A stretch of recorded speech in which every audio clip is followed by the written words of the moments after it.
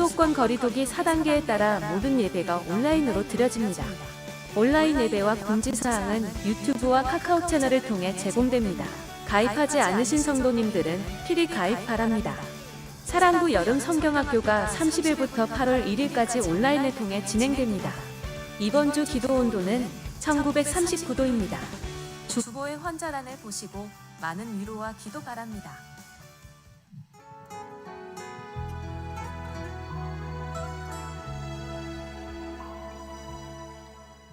예배가 곧 시작됩니다.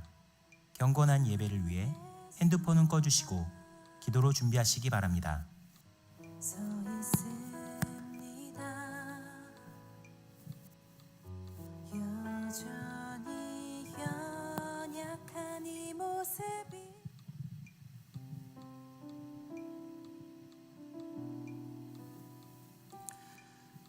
행복한 세상, 행복한 사람을 만드는 영덕에 오신 여러분들을 주님의 이름으로 환영합니다. 코로나 상황으로 비대면 예배를 드리고 있지만 오늘도 예배드릴 우리 가운데 성령님께서 함께 하실 줄로 믿습니다. 우리 다 함께 찬양하시겠습니다. 성령이여 임하소서. 박수면서 찬양하겠습니다.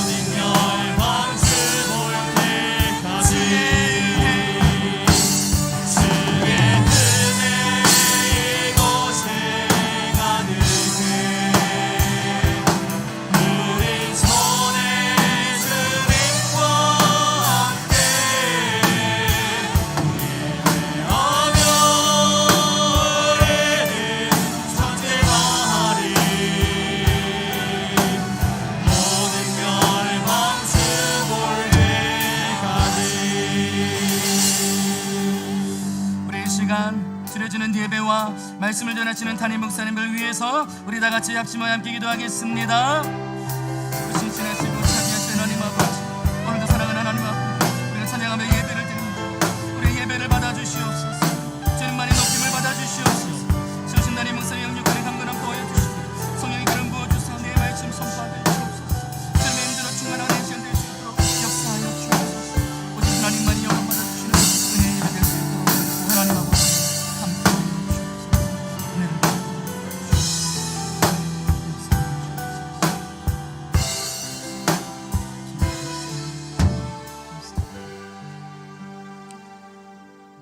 주신 하나님 참 감사합니다. 오늘도 변함없는 사랑으로 우리를 인도하여 주시고 예배로 만나 주시니 감사합니다. 사랑의 하나님, 코로나로 인하여 가정에서 영상으로 예배드리는 사랑하는 성도들을 기억하여 주시고 드려지는 예배 가운데 성령으로 임하여 주옵소서. 은혜 내려 주옵소서. 오늘도 단위에 세우신 담임 목사님 영육간의 강건함 더하여 주시고 성령의 충만한 은혜 내려 주사 은혜의 말씀 선포하게 하여 주시고 그 말씀 힘되어 한 주간 승리하며 살아가는 모든 성도들 되게 하여 주시옵소서. 예수님의 이름으로 기도하옵나이다. 아멘. 다 같이 찬송가 28장 부르시겠습니다.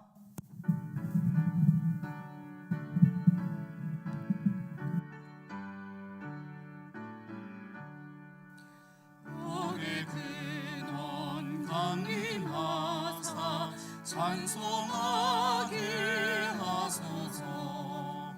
한량없이 자비하심 승량할 길 없도다.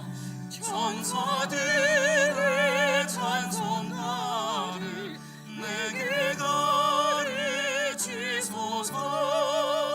구속하신 그 사랑을 항상 찬송합니다.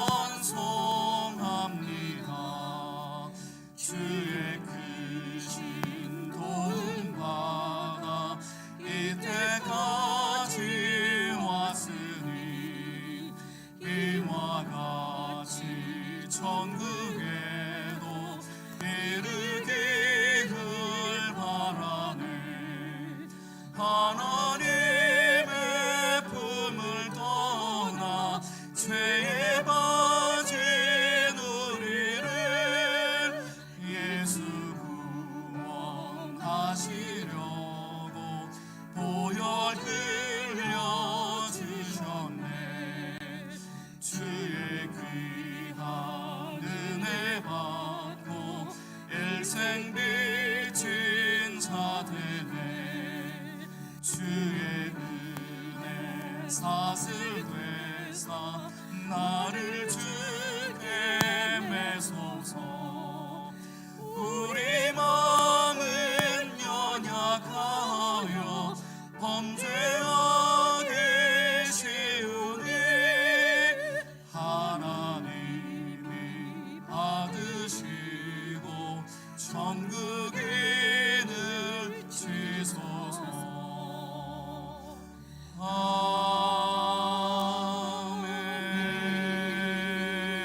아멘. 성시교독 19번입니다.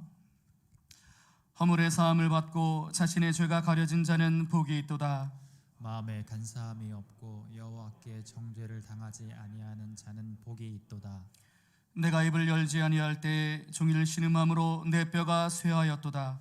주의 손이 주야로 나를 누르시오니 내 진액이 빠져서 여름 가뭄의 마름같이 되었나이다. 주께 내 죄를 아뢰고 내 죄악을 숨기지 아니하였더니 곧 주께서 내 죄악을 사하셨나이다.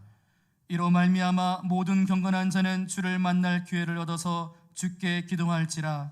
진실로 홍수가 범람할지라도 그에게 미치지 못하리이다. 주는 나의 은신처이오니 혼란에서 나를 보호하시고 구원의 노래로 나를 두르시리라. 너희 의인들아 여호와를 기뻐하며 즐거워할지어다. 마음이 정직한 너희들아 다 즐거이 외칠지어다. 아멘. 아멘. 전능하사 천지를 만드신 하나님 아버지를 내가 믿사오며 그 외아들 우리 주 예수 그리스도를 믿사오니 이는 성령으로 잉태하사 동정녀 마리아에게 나시고 본디오 빌라도에게 고난을 받으사 십자가에 못 박혀 죽으시고 장사한 지 사흘 만에 죽은 자 가운데서 다시 살아나시며 하늘에 오르사 전능하신 하나님 우편에 앉아 계시다가 저리로서 산자와 죽은 자를 심판하러 오시리라. 성령을 믿사오며 거룩한 공회와 성도가 서로 교통하는 것과 죄를 사하여 주는 것과 몸이 달사는 것과 영원히 사는 것을 믿사옵나이다. 아멘. 다 같이 자리에 앉으셔서 찬송가 463장 부르시겠습니다.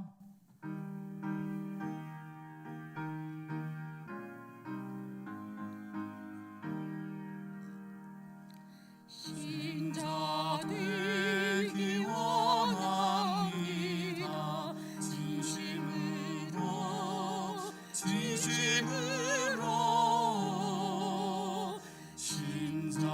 되기 원합니다.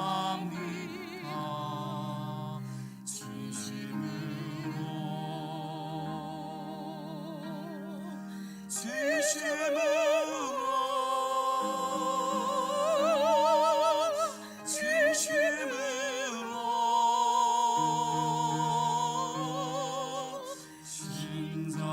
되기 원합니다. 진심으로 사랑하기 원합니다. 진심으로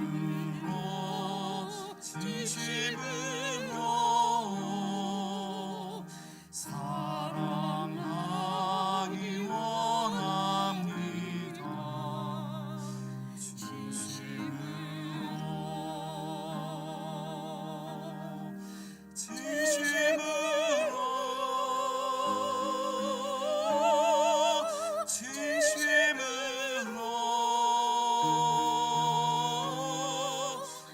사랑하기 원합니다.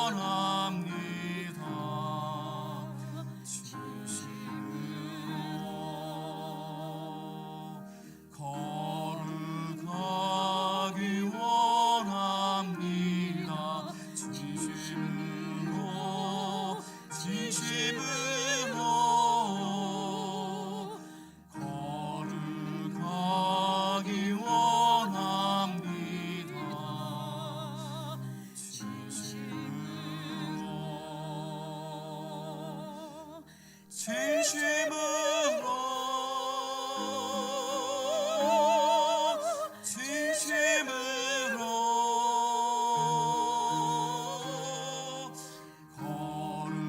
거룩하기 원합니다.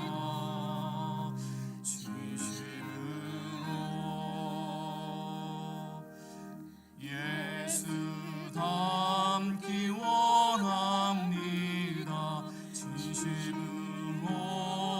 진심으로 예수 닮기 원합니다.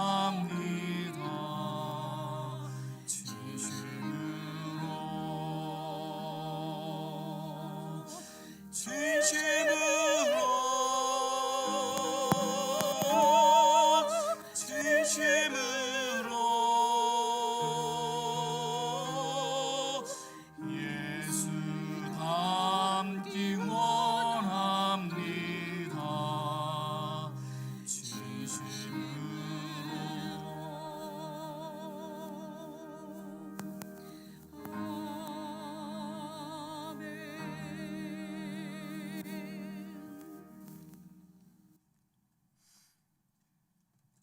살아계신 아버지 하나님, 오늘 또 이렇게 복된 날을 저희들에게 주셔서 지난 일주일 동안 세상 가운데 살면서 알게 모르게 지은 죄 자복할 수 있는 귀한 시간을 허락하여 주셔서 하나님 감사합니다.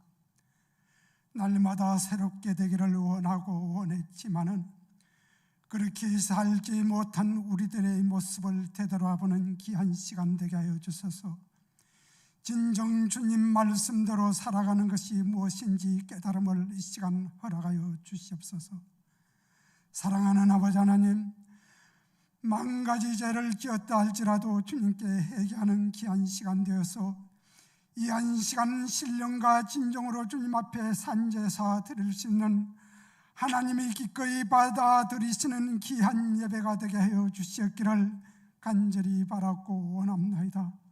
사랑하는 아버지 하나님, 죄 많고 추악한 우리의 모습 이 시간에 갖고 나왔사오니 회개의 영을 내려주셔서 신령과 진정으로 주님 앞에 모든 것을 내려놓고 예배드리는 진정한 예배가 되게 하여 주시었기를 간절히 바라고 원합나이다.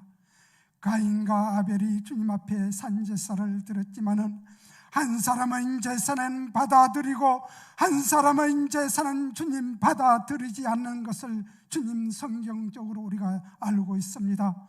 오늘 이 귀한 예배가 받아들이는 귀한 예배가 되게 하여 주셔서 신령한 예배가 되게 하여 주셔서 하나님이 기뻐드리는 받아들이는 귀한 예배가 되게 하여 주시옵소서. 귀한 예배를 주님 앞에 드릴진데 하나님이 또한 귀한 말씀을 주님 대언하게 됩니다. 목사님의 귀한 말씀이 우리에게 산제사가 되게 하여 주실 뿐만 아니라 하나님에게 영광되는 예배가 되게 하여 주셔서 그 말씀대로 세상에 아무리 어려움이 있다 할지라도 그 말씀으로 이기고 승리하는 우리의 모습이 되게 하여 주시옵소서. 사랑하는 아버지 하나님, 코로나를 통하여서 하나님 앞에 잔실도 나와서 예배를 드려야 되는데 비대면 예배로 주님 드리고 있습니다. 가정에서 예배 드리는 그 모든 자들의 예배를 아버지여 신령과 진정으로 주님 앞에 드리는 예배가 되어 주셔서 하나님이 기뻐 드리는 예배가 되게 하여 주시옵소서. 아버지여 부족하고 연약하지만은 우리의 모습을 뒤돌아보는 시간 되게 하여 주셔서 정말로 주님이 바라고 원하는 것이 무엇인지 성령님이 우리에게 깨달음을 주셔서 하나님 앞에 드리는 모든 것들이 참 예배가 되게 하여 주시옵소서. 귀한 예배를 주님 받아주실 줄 믿습니다. 변화받는 귀한 예배가 되게 해 주실 줄 믿사옵고 모든 말씀 날 구원하신 예수님 이름으로 기도드리옵나이다. 아멘.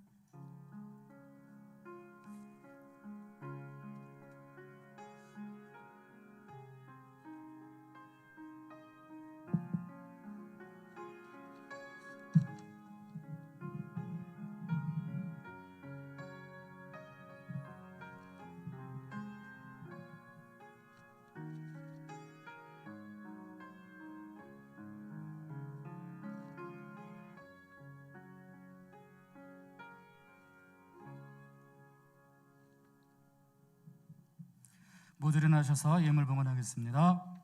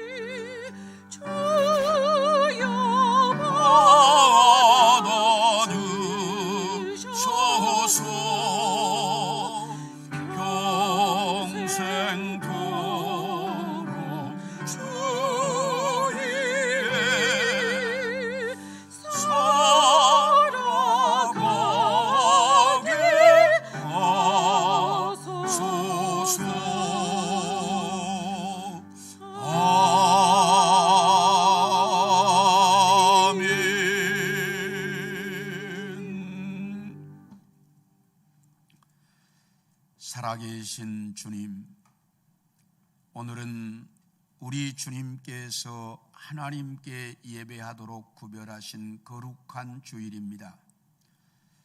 우리가 함께 주의 전에 모여 예배를 드려야 되는데 코로나19라고 하는 이런 상황 때문에 비대면으로 예배를 드리고 있습니다. 과연 예배를 비대면으로 드리는 것, 이것이 옳은 것인지 하나님 앞에 돌이켜볼 때마다 가슴이 아픕니다. 그런데 또다시 2주를 연장했습니다. 하나님, 이 우리의 현실을 하나님께서 돌아보셔서 하나님, 이 문제가 속히 해결이 되게 해주시고, 만약에 이 문제가 해결이 안 되거든 하나님께서 직접 간섭하여 주옵소서. 그래서 이 문제가 해결되어 우리가 하나님의 전에 모여 자유롭게 예배할 수 있도록 복을 내려 주옵소서.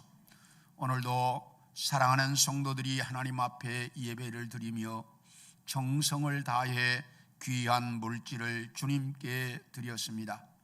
10의 1조 하나님의 것인 줄로 알고 구별하여 드렸사오며, 여러 가지 제목 따라 감사의 헌금과 각종 헌금을 드렸사오니 하나님께서 기쁘게 받으시고, 드린 그 손길들마다 하나님께서 복을 주시되 하늘의 신령한 복과 땅의 기름진 복으로 채우셔서 우리 성도들 코로나로 말미암아 사업도 어렵고 또 소상공인들과 자영업자들이 많이 힘들어하고 있는데, 이들에게 하나님께서 놀라운 은혜를 베풀어 주옵소서.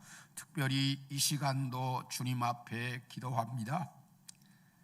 이렇게 교회당을 나오지 못하고 예배하는 우리 성도들의 그 마음을 보셔서 주님께서 어디에서 예배를 드리든지 신령과 진정으로 예배할 수 있도록 하나님께서 지켜주시고 인도하여 주옵소서.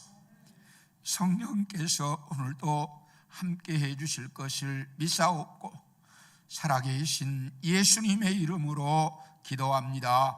아멘.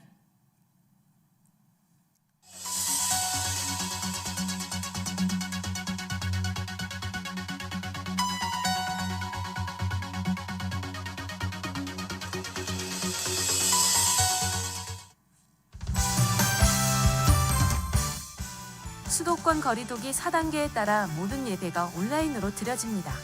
온라인 예배와 공지사항은 유튜브와 카카오 채널을 통해 제공됩니다. 가입하지 않으신 성도님들은 필히 가입 바랍니다. 사랑부 여름 성경학교가 30일부터 8월 1일까지 온라인을 통해 진행됩니다. 이번 주 기도 온도는 1939도입니다. 주보의 환자란을 보시고 많은 위로와 기도 바랍니다.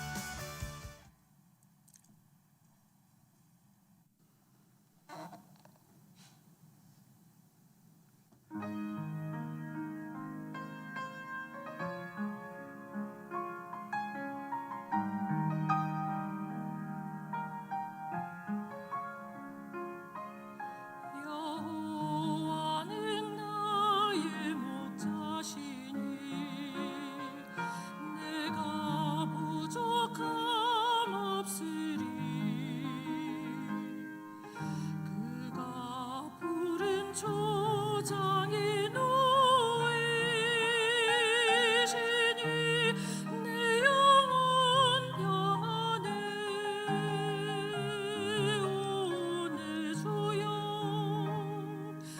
오늘 주여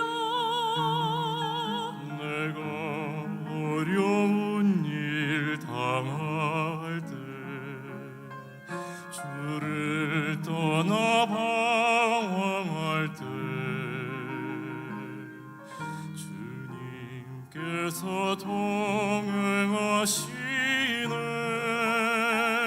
영원히 주를 따르리.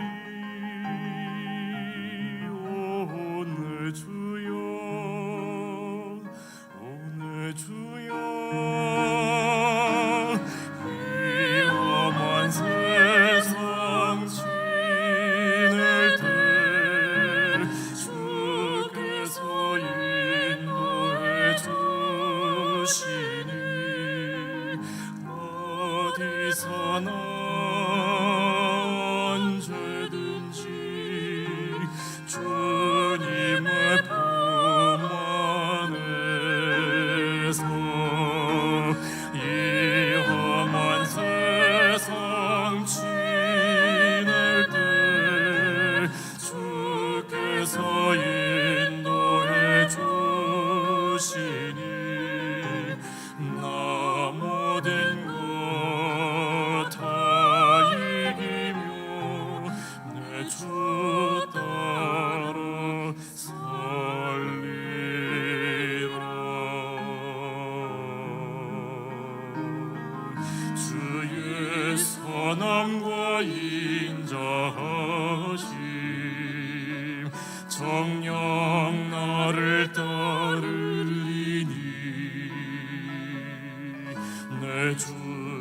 되신 여호와 전에 영원히 가리로다.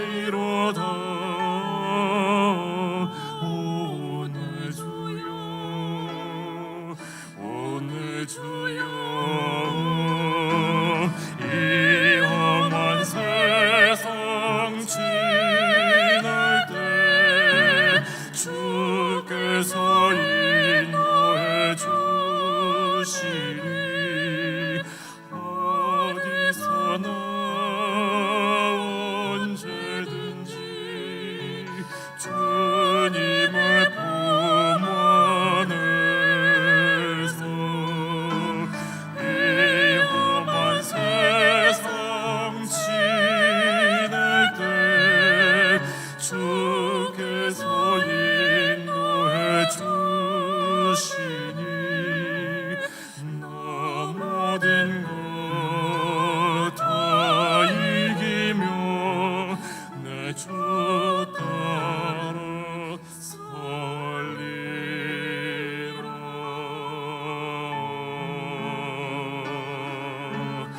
나 모든 것 다 이기며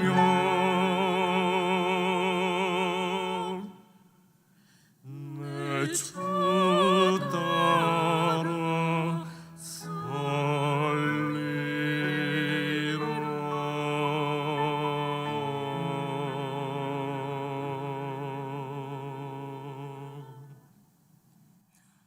힘찬 박수 해주세요. 대단히 고맙습니다. 감사합니다. 어쩔 수 없이 2주간 더 연장이 돼서 이번 주에도 수요 예배, 금요 영성 기도에 다 비대면으로 온라인으로 방송하게 됩니다.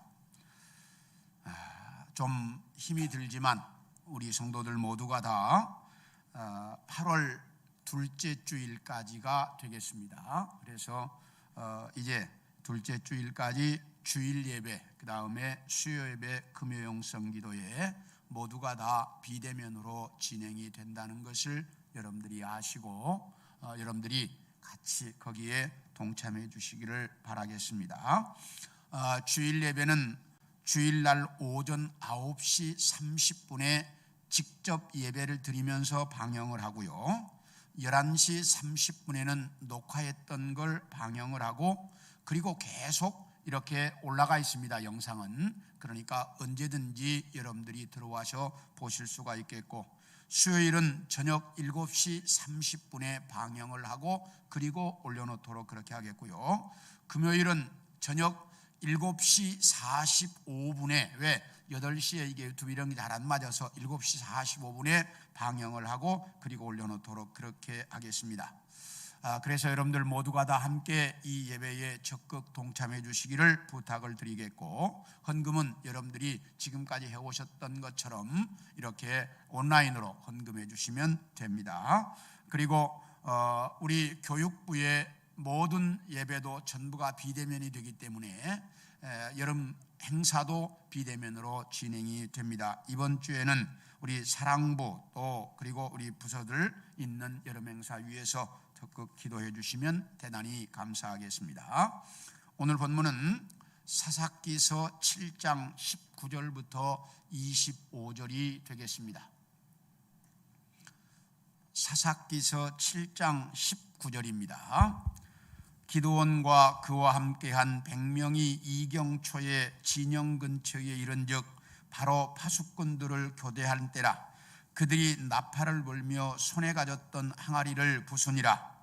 세대가 나팔을 불며 항아리를 부수고 왼손에 횃불을 들고 오른손에 나팔을 들어 불며 외쳐 이르되 여호와 기드온의 칼이다 하고, 각기 제자리에 서서 그 진영을 에워싸며 그 온 진영의 군사들이 뛰고 부르짖으며 도망하였는데 300명이 나팔을 불 때 여호와께서 그 온 진영에서 친구끼리 칼로 치게 하심으로 적군이 도망하여 스레라 베시다에 이르고 또 닷밭에 가까운 아벨무올라의 경계에 이르렀으며, 이스라엘 사람들은 납달리와 아셀과 온 므낫세에서부터 부름을 받고 미디안을 추격하였더라.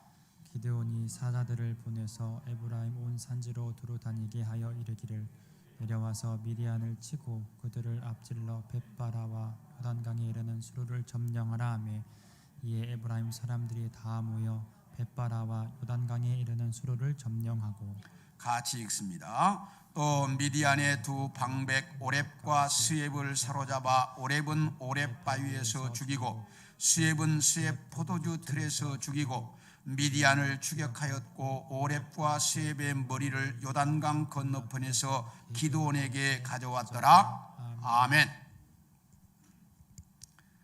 어떤 여인이 남편을 잃고 딸 하나를 데리고 어렵게 살아가고 있는데 건강마저 이제 나빠져서 더 이상 일을 할 수가 없게 되었습니다. 그래서 딸이 어떻게든지 직장을 구해보려고 동분서주를 하지만 쉽게 직장이 구해지지 않아 어쩔 수 없이 집에 있는 것들 중에서 값나가는 것들을 하나하나 팔아서 이제 생계를 이어가고 있었습니다. 그러던 어느 날 어머니가 보석이 박힌 금목걸이를 딸에게 주면서 이것은 너희 아버지 집안의 가보라고 그러면서 내 아버지가 나에게 준 것인데 어쩔 수 없이 이것마저 팔아야 되겠구나. 시장에 있는 어느 보석상이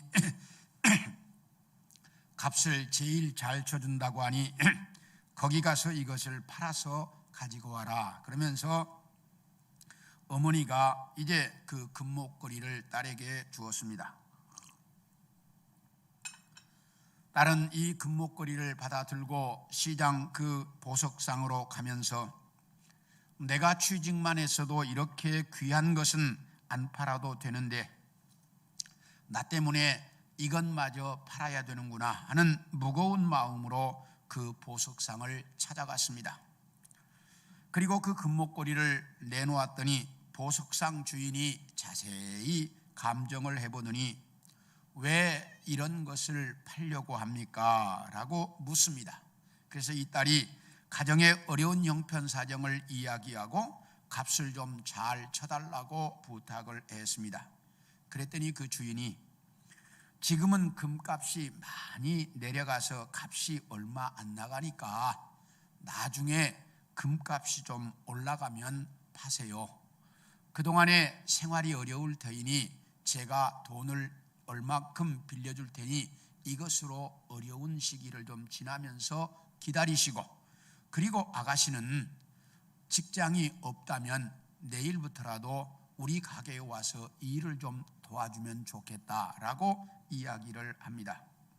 이 딸은 너무너무 좋았습니다. 어머니가 그렇게 귀히 여기는 가보를 팔지 않아서 좋았고 또 자기가 일할 수 있는 직장이 되어서 너무 좋았습니다. 그래서 그 다음 날부터 그 가게에 출근해서 그 아저씨가 하는 보석 감정하는 일을 보조를 하면서 일을 시작했습니다. 이 아가씨는 해보니까 너무나 재미있고 또 자기 적성에 딱 맞았습니다. 그래서 정말 재미있게 열심히 일을 하다 보니 빠른 시간 내에 이제 그 감정하는 이것을 배울 수가 있었고 훌륭한 보석 감정사가 되었습니다. 그러다 보니 그녀의 실력과 또 그녀의 정직성이 소문나면서 그 가게에는 손님들이 몰려오기 시작했습니다. 이렇게 되자 주인은 그보다 더 좋을 수가 없었습니다. 왜? 손님들이 이렇게 몰려오니까 또 이 아가씨도 어머니와 함께 걱정 없이 살게 되어서 너무나 좋았습니다. 그러던 어느 날 주인이 이 아가씨에게 너도 알다시피 지금 금값이 많이 올랐지 않느냐. 그러니 어머니에게 말해서 그 목걸이, 금목걸이를 한번 가져와 봐라 그러시는 거예요. 그러니까 이 아가씨가 퇴근을 해가지고 집으로 돌아와서 어머니에게 그 금목걸이를 좀 달라고 했습니다. 그러니까 어머니가 주니까 보석상에 가져가기 전에 뭐 가져가도 어차피 자기가 감정할 건데 집에서 감정을 해보았습니다. 감정을 해보니 그건 금으로 만든 게 아니라 금으로 도금한 것이었고, 그리고 그 가운데 박힌 보석도 진짜가 아니라 가짜였습니다. 이 사실을 알게 된 이 아가씨는 그 다음날 빈손으로 출근해서 주인 아저씨에게 왜 사실대로 처음에 말해주지 않으셨습니까? 라고 물었습니다. 그랬더니 그 주인이 만약에 그때 내가 이게 가짜라고 너에게 말했더라면 너와 네 어머니가 믿었겠느냐? 너와 네 어머니는 내가 너희의 어려운 형편 사정을 이용해서 값을 쳐주지 않으려고 거짓말한다고 나를 그렇게 의심했었을 것이다. 그래서 네가 사실대로 알아볼 수 있도록 하려고 나는 너에게 이 기술을 가르쳤다 라고 이야기하면서, 그리고 만약에 그때에 내가 너에게 사실대로 이게 가짜라고 말했더라면 너는 아마 살아갈 용기마저 잃어버렸었을 것이다. 그런데 네가 이렇게 아주 진실하게 성실하게 잘 일을 해줘서 나도 너무나 고맙다라고 주인이 이야기하더라는 것입니다. 이것처럼 오늘 본문에도 보면 미디안에 의해 절망적인 삶을 살아가고 있던 이스라엘 백성들을 구원하시는 하나님의 방법이 아주 잘 나타나 있습니다. 그래서 오늘은 고난 속에 있는 사람들을 구원하시는 하나님의 방법에 대한 말씀을 여러분들과 같이 좀 나누려고 합니다. 첫째, 미디안에 의해 지배받고 있던 이스라엘 백성들의 모습을 같이 한번 보겠습니다. 자, 사사기서 6장 1절과 2절을 봅니다. 사사기서 6장 1절과 2절입니다. 네. 아니, 왜 방송실 뭐예요? 네. 우리 자 나왔습니다. 사사기서 6장 1절입니다. 이스라엘 자손이 또 여호와의 목전에 악을 행하였으므로 여호와께서 7년 동안 그들을 미디안의 손에 넘겨주시니 미디안의 손이 이스라엘을 이긴지라 이스라엘 자손이 미디안으로 말미암아 산에서 웅덩이와 굴과 산성을 자기들을 위하여 만들었으며, 여기 보면 드보라라고 하는 사사가 이스라엘을 다스리던 40년 동안 이스라엘 백성들은 아주 평안하게 행복하게 잘 살았습니다. 그러다가 드보라가 죽고 나자 이스라엘 백성들은 다시 또 하나님을 떠나 우상을 섬기며 범죄하는 삶을 살고 있었습니다. 그 당시 이스라엘 백성들이 어느 정도로 우상을 섬기고 살았는지를 우리 같이 한번 봅니다. 사사기서 6장 25절과 30절입니다. 25절입니다. 시작. 그날 밤에 여호와께서 기드온에게 이르시되 네 아버지에게 있는 수소 곧 7년 된 둘째 수소를 끌어오고 내 아버지에게 있는 바알의 제단을 헐며 그 곁에 아세라상을 찍고 30절 성읍 사람들이 요아스에게 이르되 내 아들을 끌어내라. 그는 당연히 죽을지니 이는 바알의 제단을 파괴하고 그 곁에 아세라를 찍었음이니라 하니. 여기 보면 기드온이라고 하는 사람의 아버지가 요아스라고 하는 사람이었어요. 그런데 그 요아스, 기드온의 아버지 집에는 바알 신당과 아세라 신당이 있었습니다. 이 말은 기드온의 아버지가 바알 신과 아세라 신을 섬기는 사람이었다라고 하는 말입니다. 이렇게 바알 신과 아세라 신을 섬기는 사람의 아들인 기드온에게 너는 오늘 밤 네 아버지 집에서 7년 된 숫소 한 마리를 가져오고 그리고 네 아버지 집에 있는 바알 신당을 다 파괴해버리고 그리고 아세라 신상을 가져다가 찍어서 쪼개가지고 그것을 불에 태워 그 소를 각을 떠서 나에게 제사를 드려라, 이렇게 말씀하십니다. 참 하나님이 하시는 일을 보면 신기하고 놀라울 때가 참 많이 있습니다. 다른 사람도 아닌 바알과 아세라 신당을 자기 집에 두고 있는 사람, 어쩌면 바알 신당의 제사장 같은 사람의 아들을 네 아버지가 섬기고 있는 바알 신당을 부숴버려라, 이렇게 말할 수가 있을까 하는 얘기예요. 조금 오늘날로 이걸 비화하면 무당의 아들에게 네 부모가 섬기고 있는 무당을 다 때려 부수고 너는 목사가 되라, 이러는 거하고 똑같다 이 말이죠. 하나님께서 기드온에게 그렇게 말씀하셨습니다. 실제로 바울도 교회를 핍박하는 데 제일 앞장섰던 사람입니다. 그런데 그런 사람을 불러서 교회를 제일 많이 세우는 사람으로 만드셨습니다. 하나님은 이런 식으로 일할 때가 자주 있는데 기드온에게도 똑같은 방법으로 말씀을 하셨습니다.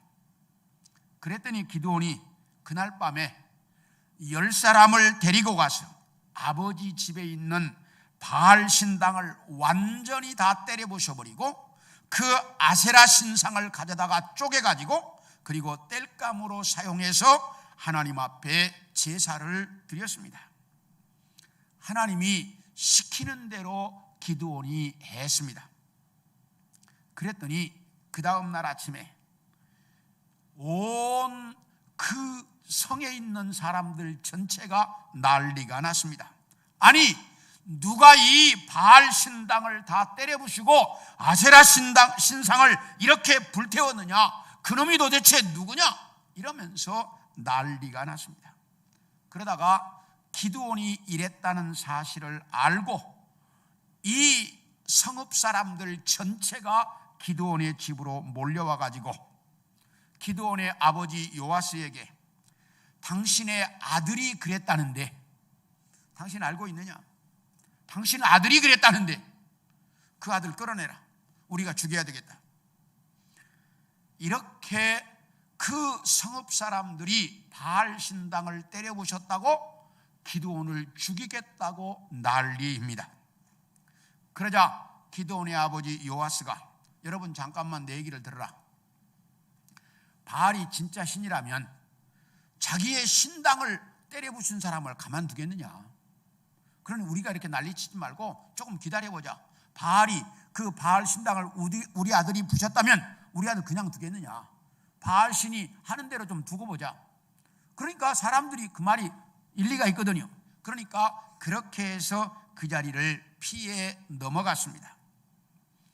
그런데 여기 보면 이스라엘 백성들이 바알 신당을 파괴한 자를 죽이겠다 이러면서 온 성읍 사람들이 모여와서 난리를 치고 있습니다.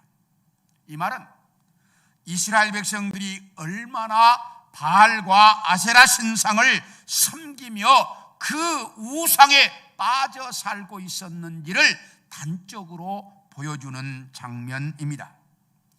이렇게 이스라엘 백성들은 완전히 우상에 빠져 있었기 때문에 하나님께서 이스라엘 백성들을 미디안 사람들에게 지배받도록 만들어버리시고 말았습니다. 그렇다면 이스라엘 백성들을 지배하던 이 미디안 사람들은 도대체 누구일까?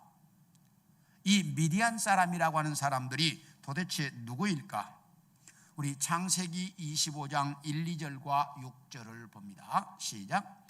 아브라함이 후처를 맞이하였으니 그의 이름은 그두라라. 그가 시므란과 욕산과 무단과 미디안과 이스박과 수아를 낳고 6절. 자기 서자들에게도 재산을 주어 자기 생전에 그들로 하여금 자기 아들 이삭을 떠나 동방 곧 동쪽 땅으로 가게 하였더라. 이 말은 아브라함은 그의 부인 사라가 죽은 이후에 그두라라고 하는 여인과 재혼을 했습니다. 참 재밌어요.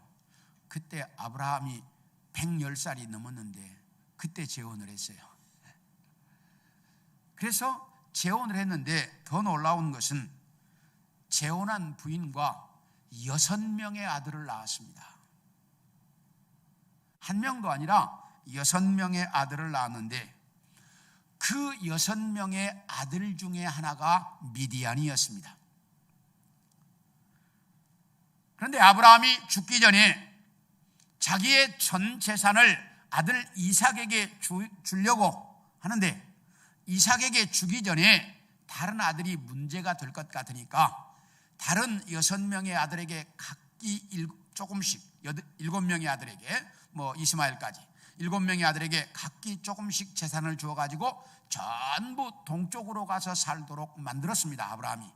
그리고 나머지 재산 전부는 이삭에게 물려주었습니다. 그러므로 이 미디안도 동방으로 와서 살았는데 이 미디안의 후손들은 주로 유목 생활을 하거나 아니면 상단을 조직해서 장사를 하면서 살았습니다. 그래서 야곱의 10명의 아들이 동생 요셉을 팔았을 때 그 요셉을 사다가 애굽의 노예로 팔았던 사람들도 이 미디안의 후손인 미디안 사람들이었습니다. 이렇게 장사를 하는 사람들도 있었고요. 그리고 모세가 이스라엘 백성들을 이끌고 광야 40년 세월을 끝내고 모압 평지에 도착했을 때 모압의 왕 발락이 발람을 불러다가 이스라엘을 저주하려고 했을 때 자기들만 한 게 아니고 미디안의 장로들과 모압의 장로들이 같이 갔다. 성경은 이렇게 말하고 있습니다. 이것을 보면 미디안 사람들이 주로 살았던 지역이 모압 사람들이 살았던 그 근처에서 살았을 것이다 라고 추정을 하고 있습니다. 그리고 이스라엘 남자들이 모압 평지에서 모압과 미디안 여인들의 꼬임에 빠져 바알을 섬기는 죄를 범하게 되었을 때 하나님은 이스라엘 진영에 연병을 내려 수많은 사람들이 죽어나가도록 만들었습니다. 그래서 많은 사람들이 죽어나가고 있는데 그런데도 정신 못 차린 유대인 시므리라고 하는 사람이 미디안의 여자 고스비라고 하는 여자를 데리고 장막으로 들어갑니다. 그러자 이 모습을 본 비느하스가 창을 들고 쫓아가서 두 사람을 한 번에 찍어서 죽였는데 그때 죽었던 고스비라는 여인도 미디안 여자였다라고 말하고 있습니다. 이렇게 미디안은 계속해서 이스라엘을 괴롭히다가 기드온 때에 와서 아예 이스라엘을 지배하게 되었습니다. 그런데 이 미디안은 미디안족 속 단독으로는 이스라엘을 지배할 만한 힘이 없었습니다. 미디안족 속 자기들만으로서는 이스라엘을 지배할 만한 힘이 없었습니다. 왜냐하면 이 미디안은 어느 한 지역에 거주하면서 나라를 건설해봤던 민족이 아니었기 때문입니다. 그래서 발람 때는 모압 사람들과 힘을 합해 이스라엘을 괴롭혔고 기드온 때는 아말렉 사람들과 동방 사람들과 힘을 합쳐서 이스라엘을 지배하고 있었습니다. 그런데 이 아말렉 사람들이나 동방 사람들 모두 다 어느 지역에 거주하면서 나라를 건설해보지 못한 떠돌이 민족들이었습니다. 그런데 이런 떠돌이 민족들에게 이스라엘이 지배를 받고 있었다고 하니 그 당시 이스라엘 나라의 형편이 어느 정도였는지는 쉽게 짐작할 수가 있습니다. 이런 떠돌이 민족들의 지배를 받아 이스라엘 사람들이 어떻게 살았는지 오늘 성경은 말하기를 산속과 굴에 웅덩이를 파고 살았으며 산속에나 굴을 파고 또 웅덩이를 파고 살았으며 산성을 쌓고 숨어서 살았다라고 말합니다. 그리고 때가 되면 이 사람들이 몰려와서 진을 치고 살면서 이스라엘 백성들의 모든 곡식과 소와 양과 나귀까지 다 빼앗아갔습니다. 그래서 모두가 다 헐벗고 굶주리며 살아야만 했습니다. 그리고 그게 어느 정도였느냐? 우리 사사기 6장 11절을 봅니다. 사사기 6장 11절. 6장 11절은 안 했나요? 예, 놔두세요. 이제 사사기 6장 11절에 보면 기드온이 미디안 사람들이 두려우니까 어떻게 했느냐? 이제 타작을 하는데 포도주 짜는 즙틀 속에서 숨어서 타작을 했다, 이렇게 말을 하고 있어요. 왜? 그만큼 이스라엘 백성들은 숨어서 비참하게 살았습니다. 그 미디안 떠돌이 민족들에게 당해가지고 이스라엘이 이렇게 비참한 삶을 살아야, 헐벗고 굶주리고 숨어서 몰래 이렇게 겨우 생명을 연장해가는, 그게 그 당시 이스라엘 백성들의 모습이었습니다. 우리 사사기 6장 6절을 한번 봅니다. 시작. 이스라엘이 미디안으로 말미암아 궁핍함이 심한지라 이에 이스라엘 자손이 여호와께 부르짖었더라. 이렇게 삶이 비참해지니까 그때 가서야 하나님을 찾았다라고 말합니다. 정말 한심하다는 생각이 들지 않습니까? 평안할 때 하나님을 찾았으면 얼마나 좋았겠습니까? 그런데 이스라엘 백성들은 꼭 이렇게 자기들이 극한 한계 상황에 와야만 그때 가서야 하나님을 찾았습니다. 정말 한심한 사람들처럼 보입니다. 우리 시편 137편 1절도 봅니다. 시작. 우리가 바벨론의 여러 강변 거기에 앉아서 시온을 기억하며 울었도다. 여기 보면 이스라엘 백성들이 바벨론 포로로 끌려가서 사는 동안 얼마나 힘이 들고 고통스러웠으면 예루살렘을 생각하며 울었다라고 말씀하고 있겠습니까? 예루살렘에 살 때에 하나님 바로 섬기고 살았으면 이스라엘은 절대로 망할 수 없는 나라였습니다. 그런데 하나님 바로 섬기지 않고 우상 섬기며 살다가 나라가 망해서 남의 나라에 포로로 끌려와 이렇게 망국의 한을 품고 살면서 그렇게 울어야 했던 것이 이스라엘 백성들이었습니다. 그렇게 고통스러우니까 그때 가서야 이스라엘 백성들은 또 하나님을 찾았습니다. 성경을 보면 볼수록 인간은 정말로 죄인이로구나 하는 생각을 자주 하게 됩니다. 평안할 때 하나님 잘 섬기고 살면 얼마나 좋겠습니까? 그런데 평안할 때는 하나님 외면하고 내 마음대로 살다가 고통 속에 빠지면 그때 가서야 하나님을 찾는 사람들의 모습을 성경은 너무나 잘 보여줍니다. 그리고 하나님이 복 주셔서 평안하고 잘 살면 그 하나님의 은혜에 감사하며 믿음으로 바로 살아야 하는데 잘 살게 되면 꼭 교만병에 빠지는 것이 인간의 모습이었습니다. 그래서 교만병에 빠지면 하나님의 진노를 샀습니다. 그래서 인간은 참 어쩔 수 없는 죄인이구나 하는 생각을 자주 하게 되는데 오늘 본문에 나타난 이스라엘 백성들도 그랬습니다. 미디안 사람들에게 너무나 고통스럽게 당하고 먹고 살 수가 없으니까 그때 가서야 하나님을 찾고 있습니다. 그런데 하나님은 그런 인간들에게라도 은혜를 베푸신다는 놀라운 사실입니다.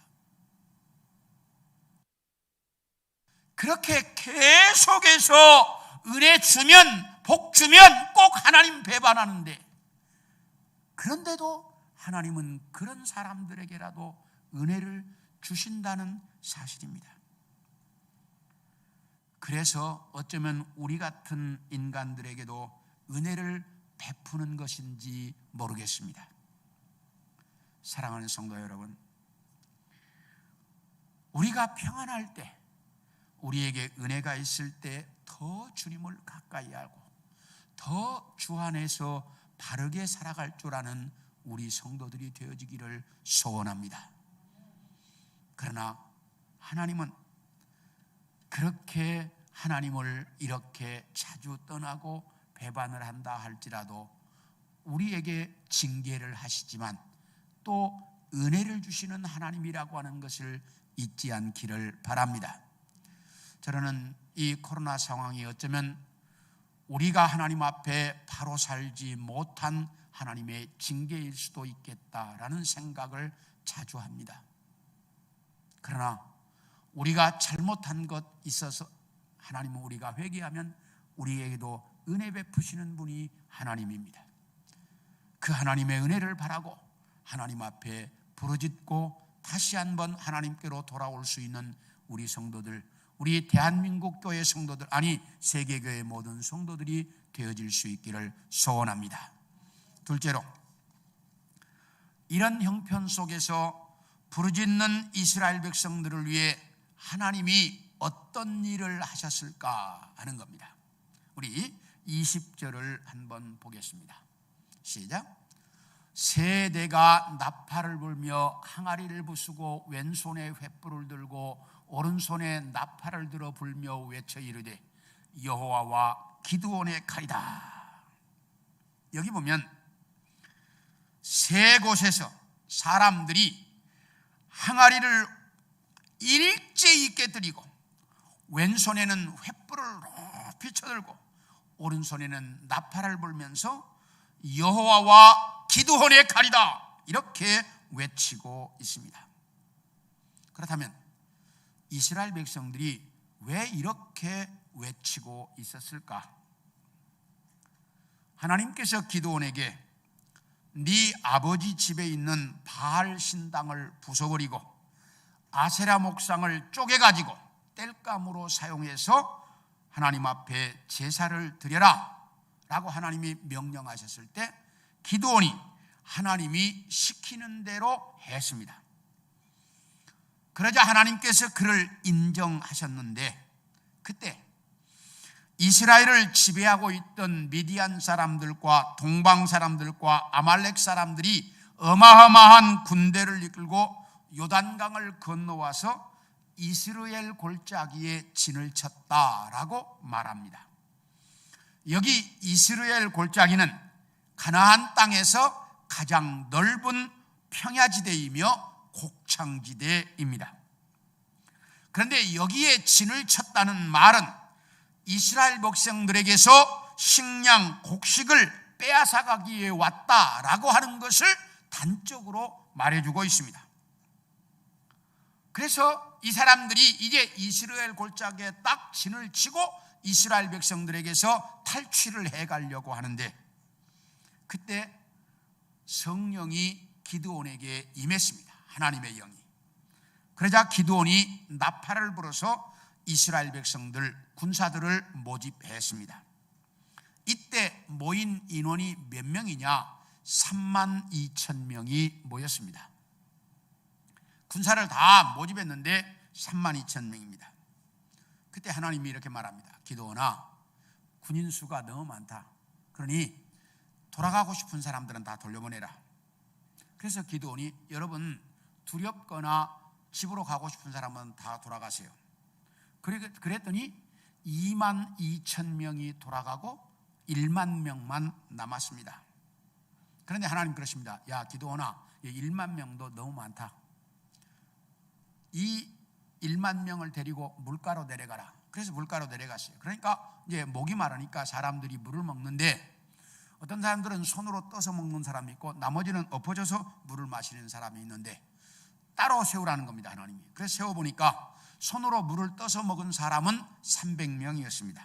그때 하나님께서 손으로 물을 떠서 먹은 300명만 남겨두고 9,700명은 다 돌려보내라 그러시는 겁니다. 그래서 1만 명 중에 9,700명은 다 돌려보냈습니다. 그리고 300명만 남았는데 하나님이 이 300명을 세대로 나누어서 가라고 합니다.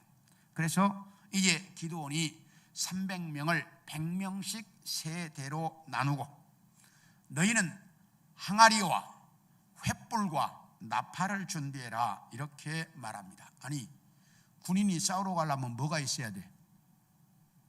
창이 있고 칼이 있어야죠.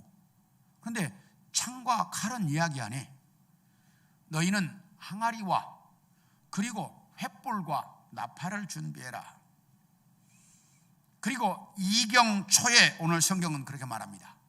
왜 이경초냐? 이스라엘 백성들은 저녁을 3경으로 나누었습니다.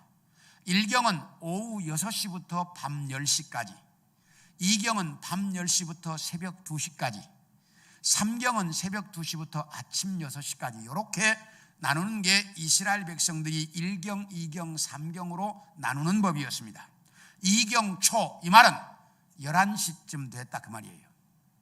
이제 11시쯤.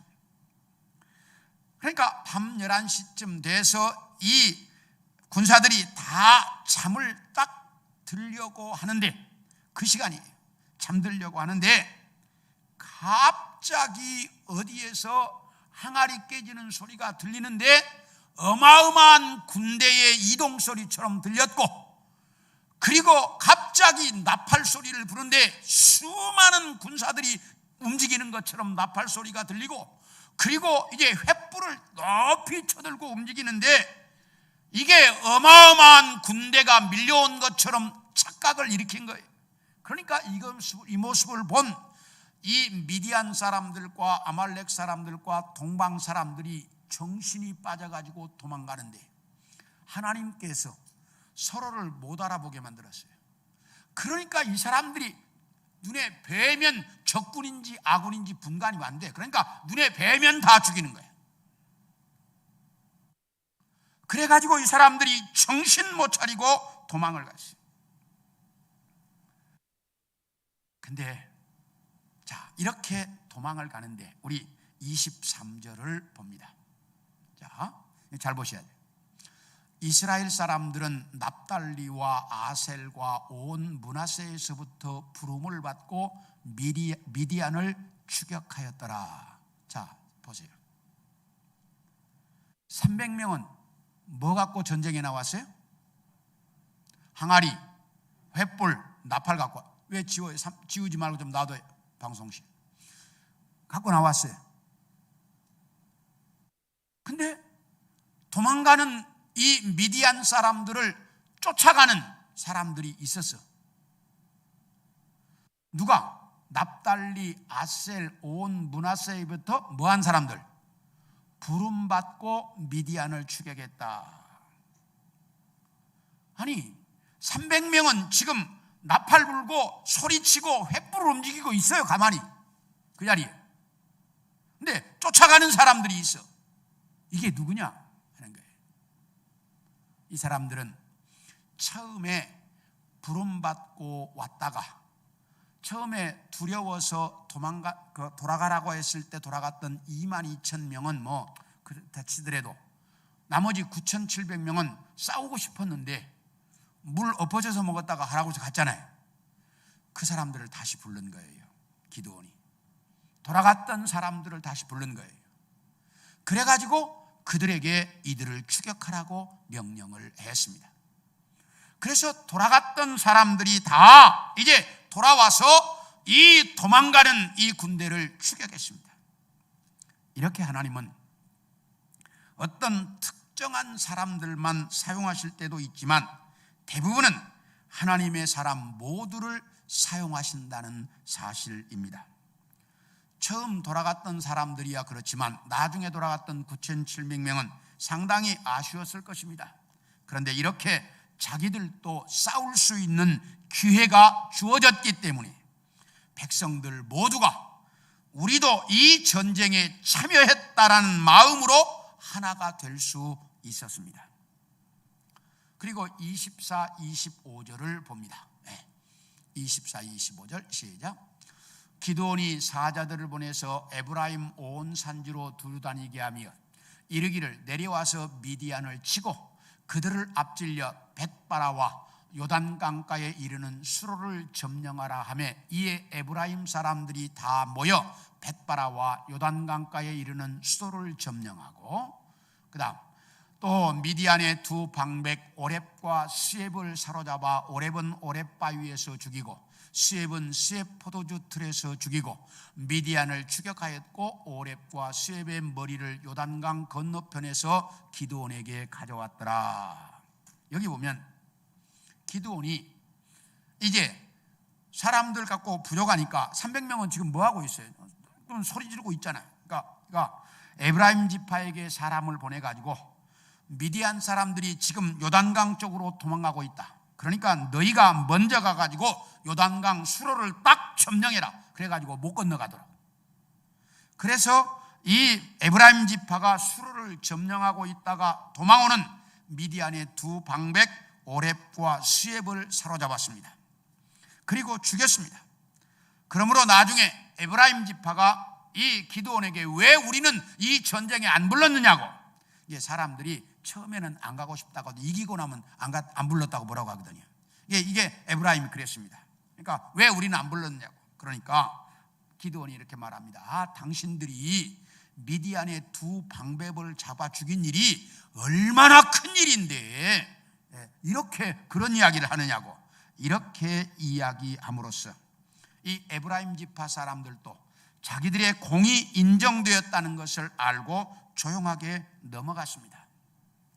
이렇게 하나님은 이 전쟁에 모든 지파가 참여할 수 있도록 이 전쟁을 이끄셨습니다.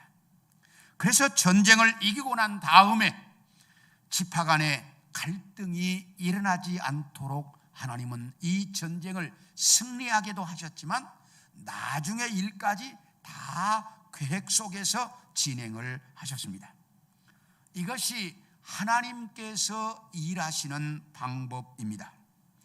하나님은 언제나 모든 일의 시작부터 마지막까지 완벽하게 일하십니다.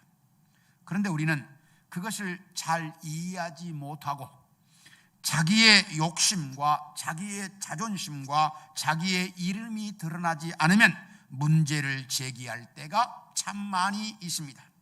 그래서 이 일이 잘 끝났는데 끝나고 난 다음에 싸움이 될 때가 많아요. 왜? 교회당 짓고 나면 꼭 그 지은 다음에 문제되는 교회들이 참 많이 있거든요. 왜? 자기 이름 안 드러나서 그러는 거예요. 그런데 하나님은 언제나 모두에게 유익이 되고 모두가 평안할 수 있도록 모든 일을 풀어가십니다. 그러므로 내 인생의 모든 문제도 하나님께서 풀어주실 수 있도록 그분께 맡기고 여러분의 삶을 살아갈 수 있기를 소원합니다. 그래야 내 인생에 후유증이 없습니다. 하나님은 이 기드온의 전쟁을 통해서도 이스라엘 나라에 후유증이 없도록 전쟁을 이끌어 가셨습니다. 사랑하는 성도 여러분, 이것이 하나님께서 하시는 방법이라는 것을 알고 언제나 나를 내세우려고 하지 말고 하나님이 일하시는 대로 순종하고 따라갈 줄 아는 우리 성도들 모두가 되어질 수 있기를 소원합니다.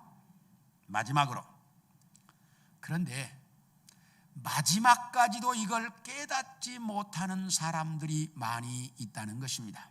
우리 사사기서 8장 5절과 6절을 봅니다. 시작. 그가 숫곳 사람들에게 이르되 나를 따르는 백성이 피곤하니 청하건대 그들에게 떡덩이를 주라. 나는 미디안의 왕들인 세바와 살문나의 뒤를 추격하고 있노라 하니. 6절. 숫곳의 방백들이 이르되 세바와 살문나의 손이 지금 네 손 안에 있다는 거냐? 어찌 우리가 내 군대에게 떡을 주겠느냐 하는지라. 이 말은 에브라임 지파가 미디안의 두 방백 오렙과 스앱을 죽였습니다. 그런데 미디안의 진짜 지도자는 누구냐면 세바와 살문나라고 하는 두 왕이었습니다. 그런데 이 왕들은 어떻게 피했는지 그 전쟁들을 피해서 요단강을 건너 일부의 패잔병들과 함께 도망을 가고 있었습니다. 그래서 기드온이 300명의 군사를 이끌고 그들을 추격하고 있었습니다. 그런데 추격하다가 보니 피곤하고 지치고 배가 고팠습니다. 그래서 숫곳이라고 하는 곳에 도착을 하자 숫곳 사람들에게 우리가 지금 세바와 살문나를 쫓아가고 있는데 너무 지치고 배가 고프다. 먹을 걸 좀 줘라. 그랬더니 이 숫곳 사람들이 아니 당신 지금 세바와 살문나도 잡지 못했으면서 뭐 전쟁에 이긴 것처럼 우리한테 먹을 거 달라고? 우리 뭐 줘요? 이러면서 숫곳 사람들이 먹을 것을 주지 않았습니다. 그리고 또 가다가 분헬에도 도착했는데 분헬에도 똑같이 이 기드온과 300명의 군대에게 먹을 것을 주지 않았습니다. 그래서 기드온은 이 300명의 군대를 끌고 쫄쫄 굶어가면서 정말 세바와 살문나를 아주 신속하게 쫓아갔습니다. 그런데 이 세바와 살문나는 13만 5천 명의 군대를 이끌고 이스라엘을 침략해 왔다가 몇 명이요? 13만 5천 명. 참 엄청난 군대를 데리고 온 거예요. 13만 5천 명을 데리고 왔다가 12만 명이 죽고 1만 5천 명만 겨우 살아가지고 1만 5천 명과 함께 요단강을 건너서 도망가다가 이제는 못 쫓아오겠지 그러면서 안심하고 쉬고 있을 때입니다. 그런데 기드온이 300명의 군사를 잃고 급하게 딸려와가지고 그렇게 안심하고 쉬고 있는 사람들을 급습합니다. 그래가지고 그 1만 5천 명 나머지 군사를 다 죽여버리고 세바와 살문나는 이제 생포합니다. 이 두 왕을 생포해가지고 숫곳에 와가지고 또 분을에 와서 그 사람들을 불러놓고 너희가 세바와 살문나를 잡지 못했다고 우리 안 도와줬지? 여기 세바와 살문나 있다. 자 봐라. 그러면서 세바와 살문나를 죽이고 숫곳 사람들과 분을 사람들을 징계했다라고 말합니다. 그 이후로 성경은 미디안이라는 족속이 없어져 버립니다. 이 사건 이후로 성경에 미디안이라는 이름이 등장하지 않는데 이사야서 때 두 번 그 이름이 등장은 하지만 활동한 내용이 아닙니다. 그냥 이름만 두 번 등장합니다. 활동한 내용은 없습니다. 그러므로써 이 미디안 족속은 기드온에 의해 멸망을 당해서 역사상에 사라진 것으로 보고 있습니다. 이렇게 하나님께서 하시는 일은 놀라운데 그런데 숫곳 사람들이나 분헬 사람들은 끝까지 상황을 잘못 판단하고 기드온을 돕지 않았다가 그들은 기드온에게 징계를 받아야 했습니다. 우리도 이 세상을 살아가는 동안 세상의 흐름을 정확하게 볼 수 있는 안목이 있어야 합니다. 그래야 이 세상을 바르게 살아갈 수 있는데 우리에게는 이런 안목이 없습니다. 그래서 잘못 판단했다가 어려움을 당할 때가 참 많이 있습니다. 그러므로 내 안에 계시는 성령님의 도움을 받아 우리는 이 세상을 살아가는 날 동안 판단력을 키워야 합니다. 정확하게 볼 수 있는 안목을 길러야 합니다. 그래야만 우리는 이 세상에서 바른 판단을 하며 살아갈 수가 있습니다. 이 판단력은 여러분의 인생에 대단히 중요한 문제입니다. 그러므로 내 안에 계시는 성령님의 도움을 받아서, 왜? 나는 죄인이기 때문에 정확한 판단력을 가질 수 없어요. 내 안에 계시는 성령님의 도움을 받아서 내가 인생을 살아가는 모든 순간 속에 바르게 판단하고 결정하고 살아갈 줄 아는 우리 성도들 모두가 되어질 수 있기를 소원합니다. 여러분들이 하나님께, 성령께 도움을 요청하면 성령은 언제나 여러분들을 도우실 것입니다. 그래서 성령님의 도움을 받아 이 세상에서 바르게 판단하고 결정하고 바른 그런 결정 속에서 정말 주님의 사람으로 세상 모든 사람들에게 본이 될 수 있도록 살아가는 우리 성도들 모두가 되어질 수 있기를 축원합니다. 모두 자리에서 일어서시겠습니다.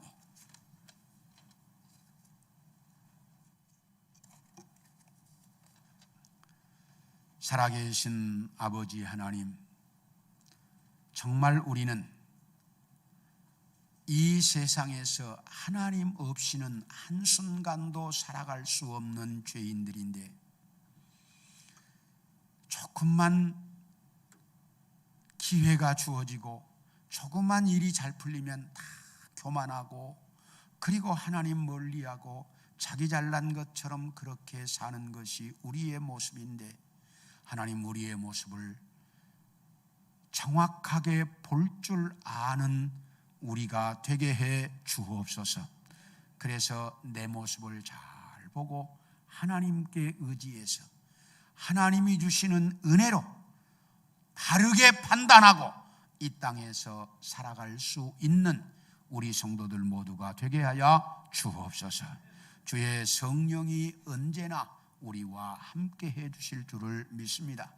코로나로 말미암아 교회당에 오지 못하고 화면으로 예배를 드리는 사랑하는 성도들, 어디 있든지 주님께서 한 가지로 은혜 베풀어 주시고 더욱더 그들에게 성령의 은사를 주셔서 하나님을 사모하고 말씀을 사모하고 기도할 수 있도록 도와 주옵소서. 주의 성령이 언제나 우리와 함께 해주실 것을 믿사옵고 살아계신 예수님의 이름으로 기도합니다. 아멘.